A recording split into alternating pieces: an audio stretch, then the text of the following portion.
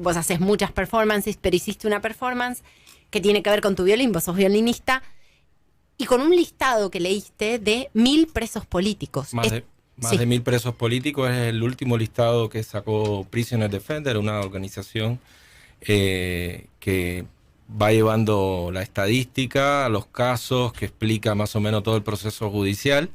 Y bueno, es el saldo de las protestas pacíficas del 11 de julio. Hay, el primer listado que leí son más de 700 personas que pueden ser, muchos ya han sido declarados prisioneros de conciencia, y casi todos esos casos están ahí puestos como casos que pueden ser llamados de prisioneros de conciencia. A ese nivel está hoy la realidad de Cuba, ¿no? Bueno, presos de conciencia es la terminología que en realidad usan las organizaciones de derechos humanos para hablar de lo que aquí en la Argentina se conoce más como preso político, ¿no? Sí, porque bueno, preso político es como más amplio, sí. Incluye a personas que hayan cometido o intentado hacer alguna cosa que puede ser entendida como un delito con motivaciones políticas. En el caso del preso de conciencia es justamente por lo que piensa, por cómo se declara, por lo que dice, por lo que expresa. Muchos artistas cayeron presos, ¿no? Muchísimo. Tenemos, por supuesto, los casos paradigmáticos de Michael Osorbo y Luis Manuel Otero Alcántara. Michael Osorbo recibió 2 Grammy estando ya en prisión. Es uno de los artistas de Patria y Vida, ¿no? Es uno de los cantantes de Patria y Vida. Pero hay muchísimos artistas, incluso gente que está estudiando, muchachos muy jóvenes, pero además no solo artistas, sino pueblo en general, muchos jóvenes, muchas personas de barrios muy marginales que salieron no solo motivados por una idea general de buscar la libertad, también por una idea de buscar una mejora mínima, aunque sea para exigir un derecho mínimo, de tener, incluso estamos hablando de agua potable, ¿entiendes? Claro. Y esa gente han recibido condenas de más de 20 años, incluso jóvenes de menos de 20 años. Entonces es un panorama muy duro. Yo quise hacer este performance dedicado por supuestamente a ellos, y también para dar una medida, una escala, digamos, como hasta cierto punto sobrehumana de qué representa todo esto, ¿no? Porque cuando yo empecé a leer los nombres, estuve casi 2 horas leyendo nombres continuos. 2 horas leyendo nombres. Son 2 horas leyendo nombres de personas que están hoy injustamente presas. Gente que simplemente salió a la calle. Gente que simplemente salió a la calle, gente que simplemente filmó la manifestación, gente que simplemente ni siquiera llegó a la manifestación. Luis Manuel Otero no llegó a la manifestación, lo interceptaron antes de llegar, porque como era una persona muy conocida, David declaró, voy a sumarme, voy a llegar, no llegó y está todavía preso. Hay algo que decía recién Osvaldo que tiene que ver con lo que sucede en la Argentina, no solo con Cuba, lo que sucede con Nicaragua, lo que sucede con Venezuela y ahora lo que sucede con Ucrania. Y yo te veía muy comprometido, porque además en alguna ocasión hemos intercambiado mensajes, muy comprometido con esto, y me imagino que te resuena también desde conocer lo que es esa soledad de enfrentarte a un gigante, a un poderoso que además oprime, y enfrentarte al negacionismo de otros, ¿no?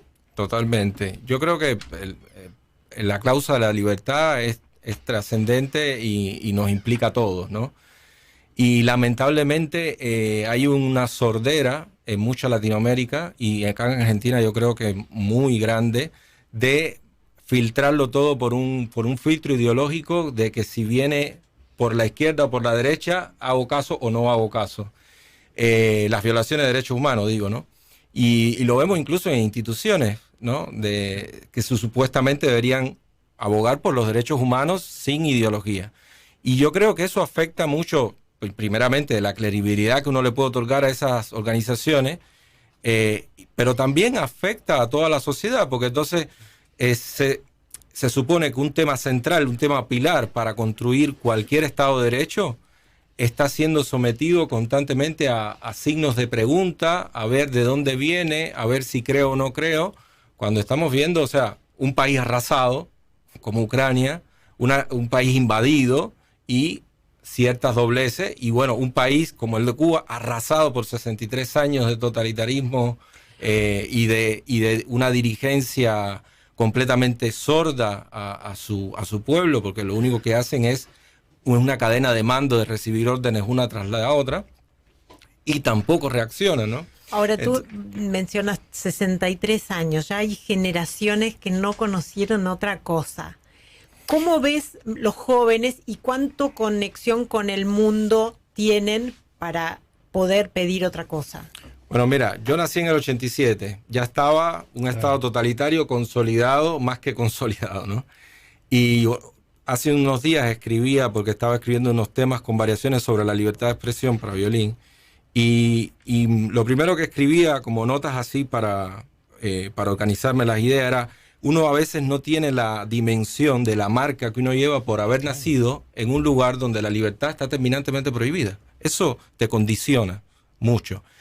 Pero, sí, sin embargo, las últimas generaciones han ido bebiendo, y eso también yo, de la dinámica de la información actual, que implica todos los dispositivos tecnológicos, y eso, gracias a Dios, ha generado que se llene un poco ese vacío. Ahora, ese vacío no se termina de llenar si tú no puedes ejercer esa libertad de expresión sin consecuencias. Claro. Ya sé de qué se trata, pero no puedo hacer nada porque si no me llevan preso por 20 años. Esta obra que te comento que escribí, la hice en un marco que había una campaña hace 2 años de no al 370, un decreto que puso el gobierno para penar, incluso con cárcel y multa, por publicaciones en las redes. O sea, directamente para coartar, porque vieron que las redes estaban empezando a llenar ese vacío, a crear todo lo que pasó, que finalmente desembocó en el 11 de julio, y para coartar eso ya estaban hace 2 años pensando y aplicando este decreto. Para traducirlo a Argentina, estaba pensando, como decías, qué difícil darse cuenta de las marcas que uno lleva porque las lleva desde siempre. Hay una cosa que pasó esta semana que me llamó muchísimo la atención y fue en el acto de apertura del encuentro de diputados y legisladores europeos y latinoamericanos, que Cristina Fernández de Kirchner habló dando un discurso de un tema privado, de un tema proselitista del país. ¿No? En las primeras horas, ningún comentarista dijo en ningún lado, che, no correspondía. Tuvieron que venir los propios legisladores europeos a decir, eso fue un bochorno.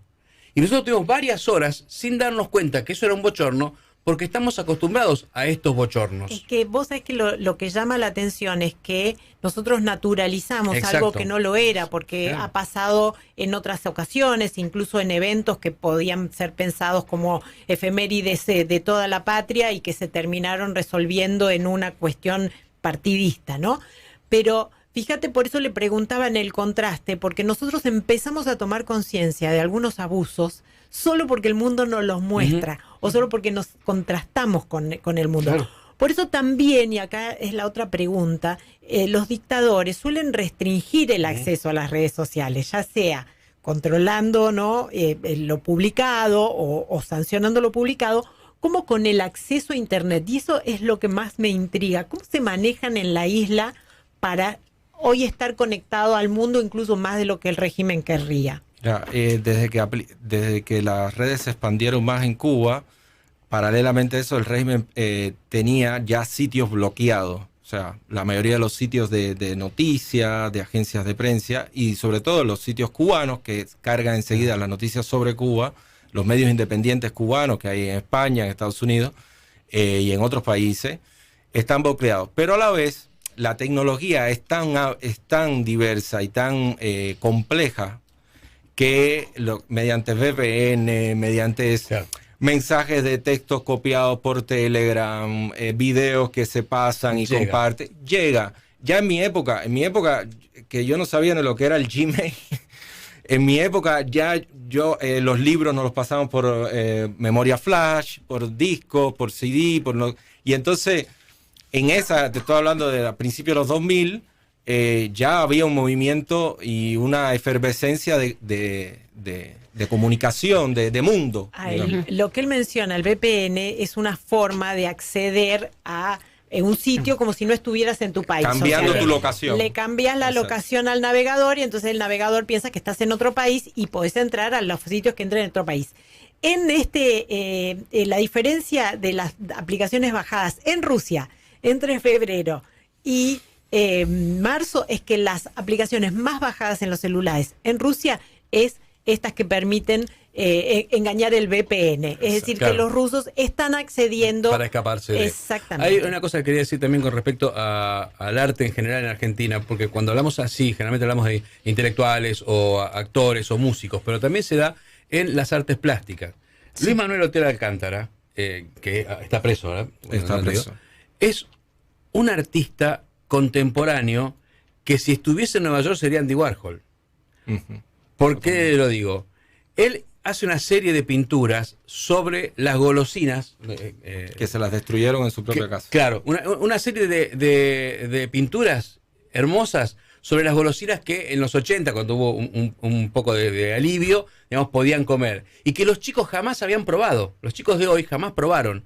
Era una colección que si un marchand interesado en cualquier parte del mundo occidental quería comprar, podía pagar millones de dólares, porque era un arte, digamos, que estaba claramente operando sobre la sociedad, aparte de que los cuadros eran preciosos. Pero además te digo, somos del mismo año, tenemos la misma edad, Luis Manuel y yo, nacimos en el 87, y en los 90, la mayoría de nosotros coleccionaba los papelitos de los caramelos, porque un caramelo era algo especial. Entonces... los poníamos en libreta y él se inspiró en eso que él fue descubriendo como una práctica que él hacía y pensaba que él era solo, o quizás un amigo más, que era algo generalizado en toda la sociedad. Cuando éramos felices y no lo sabíamos. Si pueden encontrar en internet están los cuadros que se los destrozaron. Se los destrozaron en su propia casa, los sacaron, está el video en internet como agentes de la seguridad del Estado van destrozando los cuadros. ¿Se entienden? Destrozaron cuadros de golosinas. Sí, que además digo, ¿se entiende? ¿Querés convencer al mundo de que estás del lado equivocado de la historia? Destrozá cuadros, cerrá oficinas de organizaciones de derechos humanos. Aprovecho para dar la información sobre lo que ha sucedido en Rusia. Cerraron la oficina de Amnistía Internacional esta semana.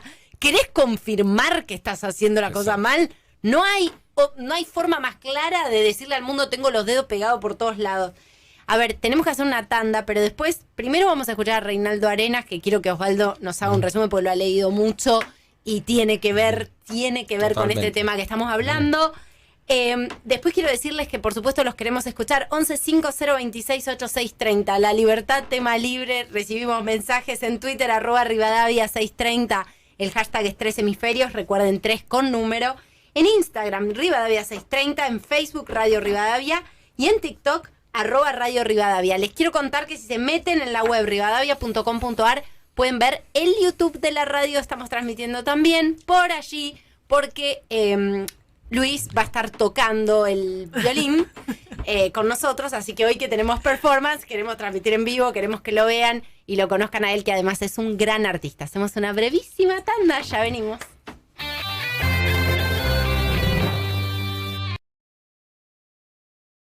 ...1150268630 es nuestro WhatsApp. ¿Qué tenemos, Osvaldo Bazán? Gracias por poner estas voces en medios de comunicación. Me avergüenza como argentina el silencio total de los artistas que alguna vez admiré por lo que se animaban a decir y ahora no dicen nada de los horrores que están sucediendo en el mundo. Los acompaño desde Catamarca, no me dice su nombre, pero le mandamos un beso igual. ¿Cómo te perjudica la trayectoria? Porque vos hiciste toda una carrera hablando de estos valores y de canciones que dicen defender estos valores y de pronto cuando tenés que hacerlo no hablas. ¿Qué problema? Uh-huh. Sí, y además es muy loco porque hay artistas que realmente han sido abajo firmantes en un montón de causas, incluso causas súper específicas de temas, incluso estallidos internos en países que no estoy diciendo que esté mal, estoy diciendo que lo han sido, y de repente ante lo flagrante, lo obsceno, lo clarísimo, un silencio. Sí, que resignifica todo lo que dijeron antes, además. Claro, que resignifica todo. No lo decías por las buenas razones. Lo decías por otras que seguramente son muy oscuras. Sí, y también hay que hacer un ejercicio de memoria, digo, dentro de unos años, cuando veamos quizás algún marchand rescatando la obra de Luis Manuel Otero Alcántara y algunos de estos artistas en alguna prestigiosa muestra, en un lugar muy cómodo, reivindicando la belleza de la obra y habiéndole dado la espalda a ese colega que estaba haciendo huelga de hambre, ¿no? Bueno, en fin, nosotros nos nos vamos recargando entre nosotros porque también genera mucha impotencia y mucha frustración. No es contra nadie, es por algo que es demasiado caro para todos, que es la libertad y lo que están sufriendo muchos hermanos nuestros. A ver, estamos con Luis Alberto Mariño. Luis ha realizado performances, es violinista. Los colectivos de artistas han sido muy importantes en Cuba en el pedido al mundo y por apoyarlos en su lucha por la libertad. Luis, queremos que interpretes algo, lo que vos quieras. Y por qué, eso sí, decinos por qué vas a elegir esta pieza. Mira, es una pieza muy corta, es un tema que escribí por la libertad de expresión en Cuba y que es la base para una serie de variaciones que estuve escribiendo justo en estos días que van sobre la libertad de expresión. Porque creo que la libertad de expresión es también, sobre todo cuando uno está en un contexto totalitario, donde está penado ser libre, lleva como un combate interior y exterior. O sea, uno tiene que luchar un poco con la apatía, con la comodidad, luchar un poco con decir qué sentido tiene, me voy a arriesgar. Uno tiene que luchar con eso interiormente, también con las personas que lo quieren alrededor, que te dicen, ¿para qué te arriesgas? ¿Para qué decirlo? Cállate, trata de irte, escapa. Esa es una condición muy típica interna de los cubanos. Y también un conflicto exterior cuando lo manifiestas, ¿no? Uh-huh. Cuando lo dices en el contexto, siempre aparecen muchas voces tratando de racionalizar el por qué. Es mejor no decirlo ahora, mejor cállate, lo dices después. No. Y se desdobla ese discurso, se desdobla la realidad y se termina mintiendo de muchas formas, ¿no? Uh-huh. Entonces, escribí un tema que me sirve como estructura para hacer unas variaciones.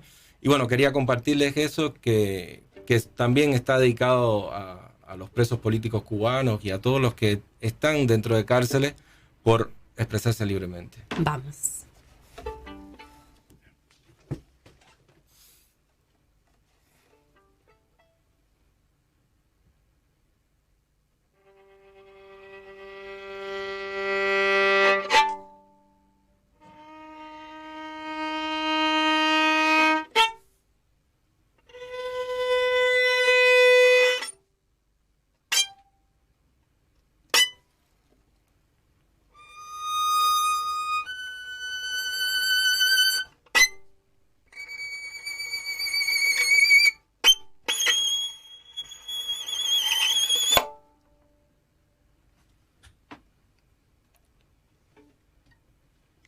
La idea es cómo se condensa todo, pero además uno transita todo el diapasón del violín y lo rebasa cuando uno se expresa, ¿no?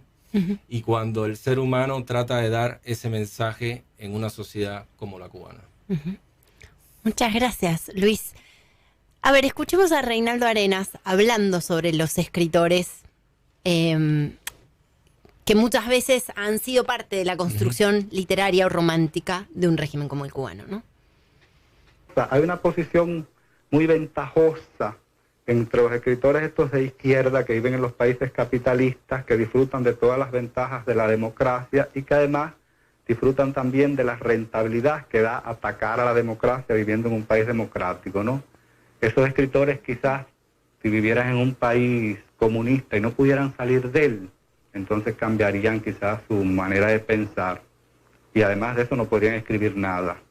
O sea que hasta cierto punto para nosotros que padecimos todo aquello es indignante que un señor que goza de todas las seguridades que da la democracia se complazca en atacarla y además se enriquezca atacándola.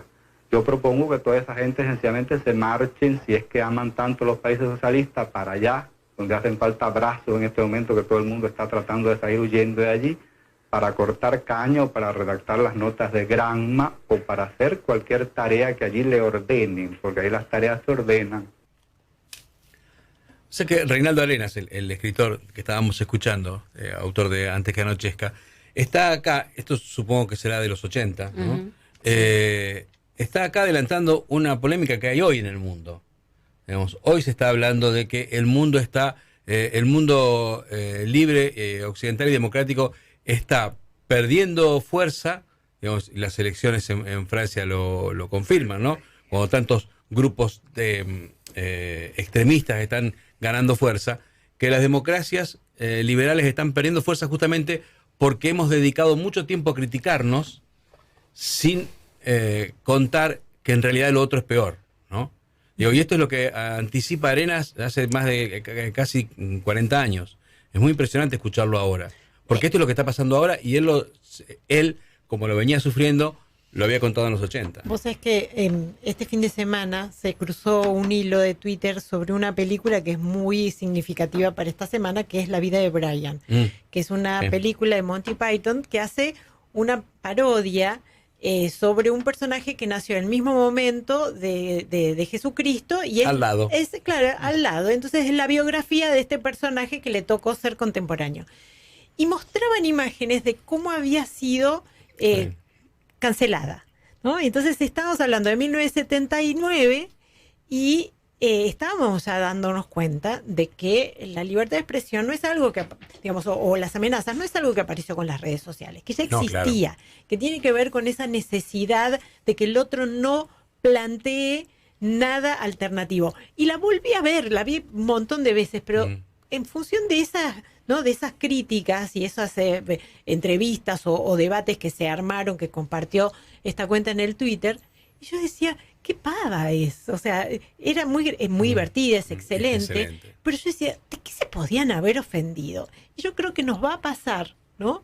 Y no con tanto tiempo como el 79 hasta acá. Es decir, ¿qué le ofendía las golosinas del artista? ¿Qué le ofendía la libertad de Dina Starr de hablar de sexo en las redes? ¿Qué le ofendía la palabra de Franca Maleri? Es que no es que ofenda, es que quieren dejar claro quién manda.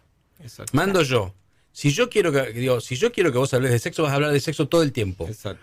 Ahora, si yo no quiero, no. Porque el que manda soy yo. Eso me parece que es lo que se dice. Y esto es lo que desde las democracias liberales no terminamos de entender. Nosotros podemos decirlo. En los lugares en donde no hay democracias liberales, esto no ocurre. Bueno, vos sabés que hay filósofos que ya están pensando que parte de esta efervescencia que tiene la libertad en este año ha tenido que ver que estuvimos un año en la pandemia privados de ella, ¿no? Como que había cosas de usos de la libertad que teníamos tan naturalizados que no las apreciábamos. Y es bien, yo diría, entre comillas, alentador ver el espanto con el que el mundo occidental está mirando lo que sucede en Shanghái. Porque en algún momento el Estado policíaco fue también algo que no fue visto como, esto es un sendero un poquito peligroso. Yo creo que estamos recién ahora entendiendo lo que nos pasó en el 2020, 2021, y estamos viendo los niveles de locura a los que llegamos.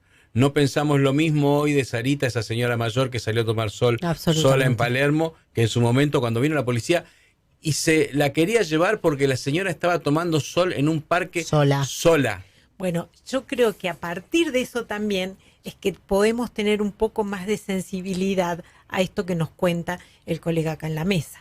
Totalmente. Yo creo que la pandemia también removió mucho esa relación con lo real, esas cosas que uno automatiza, como que ya las tiene, pero también yo creo que el terrible contexto de lo que está sucediendo en Ucrania también está despertando y removiendo a las democracias en su esencia, como diciendo, bueno, la esencia es el respeto, la libertad, y a partir de ahí, bueno, se genera competencia política, todo lo que quiera. Entonces, bueno, eso no puede estar en discusión. El respeto al otro, el darle la palabra y la voz y no poderlo quitarle la voz. Y lo que está diciendo Reinaldo Arenas en los 80, yo los otros días leía un artículo de él que se lo dedica, es como una carta abierta a García Márquez, que todos sabemos que desde el 70-80 fue un ferviente defensor de la dictadura cubana y amigo personal de Fidel Castro. En lo que él le decía, lo titula así, García Márquez, ¿es birro o burro? Porque se debatía, o sea que él tenía un sentido de... Se debatía en que si realmente estaba defendiendo algo que entendía o en realidad lo entendía y de todas formas lo estaba apoyando. En Antes que anochezca, el libro que él escribe casi escondido, no casi escondido en un parque. ¿No? Antes que cayera la noche, porque si no podía escribir. Recordemos además que el régimen cubano persiguió muchísimo a la comunidad homosexual. Y recordemos esto, porque muchas veces se defiende al régimen cubano desde sectores autoproclamados progresistas, ¿no? En la marcha de Orgullo Gay suele haber chicos con remeras del Che. Invito a que busquen un libro que recientemente salió que se llama El cuerpo nunca olvida, que lo escribe un intelectual cubano sobre todo los trabajos forzados en las primeras 2 décadas de la Revolución Cubana. Ahí está descrito no solo la SUMAP, sino todo la represión política a los distintos sectores de la sociedad. Y quería contar que en este libro de Arenas hay una parte en que él está preso en una cárcel que es terrible y le llega casi de casualidad un texto de Galeano, que él no conoce, no sabe quién es Galeano, ¿no? Que es tan importante para la cultura progresista argentina. Y sinceramente no se puede creer el nivel de indignación que tiene al leer a Galeano, hablando de los regímenes socialistas, cuando dice, yo estoy acá, en una cárcel, donde no me dan de comer, donde no veo el sol todo el día, donde estoy atado a la cama y leo a un señor que desde Uruguay o no sé dónde habla maravillas de nuestro régimen. Y yo soy un escritor. Es muy impresionante cuando habla de Galeano, más que nada porque nosotros hemos crecido leyendo a Galeano. Y además esa lógica del bien pensante, ¿no? Es decir, hay como ciertas expresiones que son bien pensantes y hay ciertas que no. Y eso tiene que ver con una polarización ideológica, porque el arte es arte y todos deberían tener el mismo derecho. Pero curiosamente, esos autoproclamados bien pensantes son los más sectarios, los que más rechazan y los que más convalidan la anulación del otro. Totalmente. Y los que más inconsecuentes son con su propio pensamiento, no solo porque defienden una cosa y la misma cosa por otro lado no la defienden, sino como mismo Reinaldo Arenas decía, bueno, ¿y por qué los hijos de García Márquez no están recogiendo toronja en una escuela como están la mayoría de los hijos cubanos, obligatoriamente en tareas de recolección de obligatoria? ¿Por qué no están ahí si creen estas ideas? ¿Qué pensás, Luis? Nunca le pude preguntar esto a un cubano, de Silvio Rodríguez. Mira, Silvio Rodríguez es una persona que desde hace mucho se replegó completamente a defender al régimen.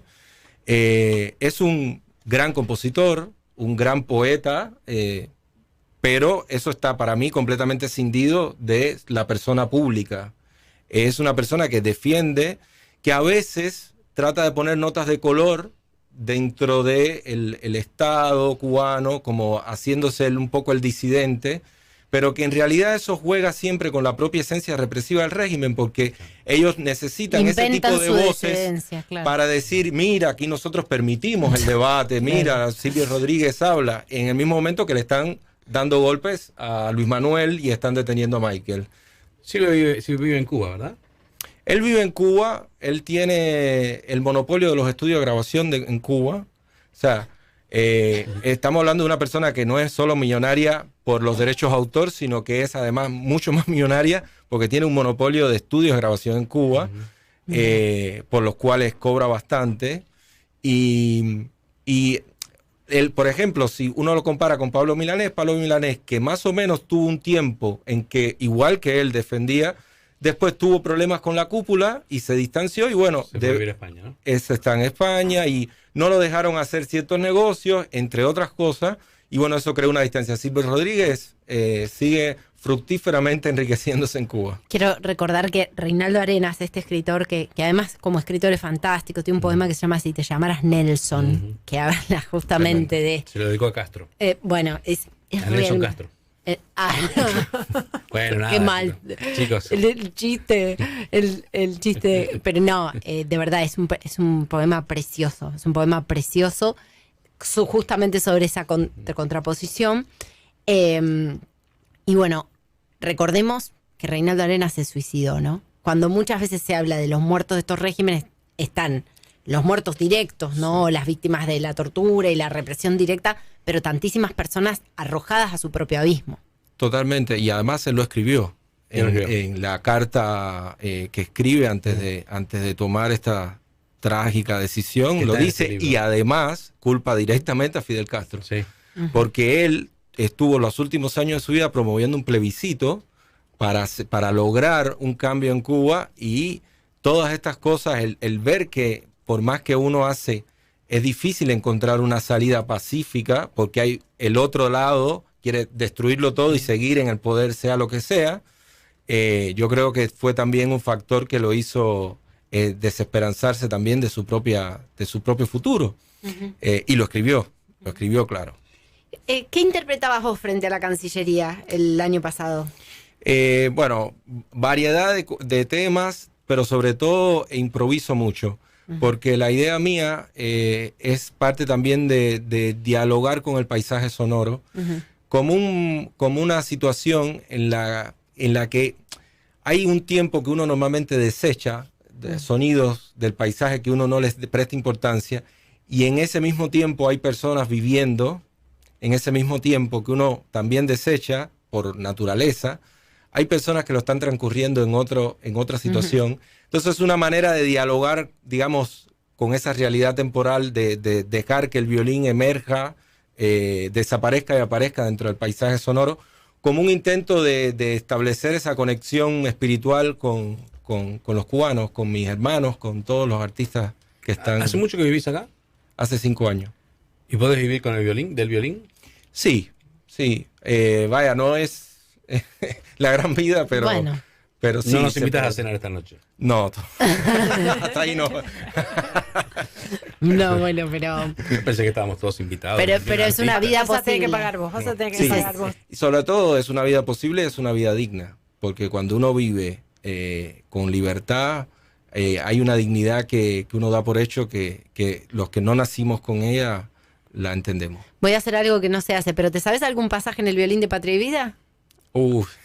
No, es difícil, es difícil. Porque ¿Por qué muy, haces eso? no, porque es una canción muy rapeada. Es una enviada de Castro y quería hacer... No, la verdad que- es la verdad verdad, que no me la he mandó tocado. Díaz Canel sería en este caso. Bueno, despedite con lo que quieras, un fragmentito de algo.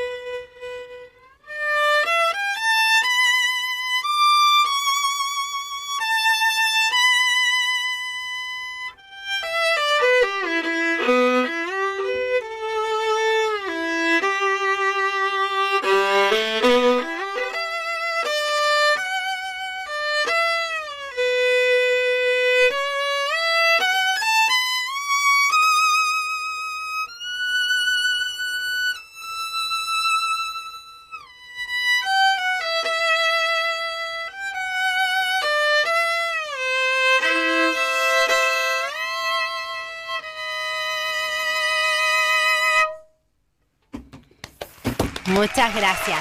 Gracias por estar con nosotros. Luis Alberto Mariño, Tito, gracias de verdad por acompañarnos. Bueno, vamos al informativo, al rotativo del aire, y enseguida venimos con mucho más 3 hemisferios hasta las 19. Vamos a hablar de un tema sensible, la energía. ¿Qué pasa? Que ahora estamos importando gas y vamos a ser grandes jugadores en el mercado de la exportación. ¿Qué nos pasa y qué puede venir de cara al invierno? Dale.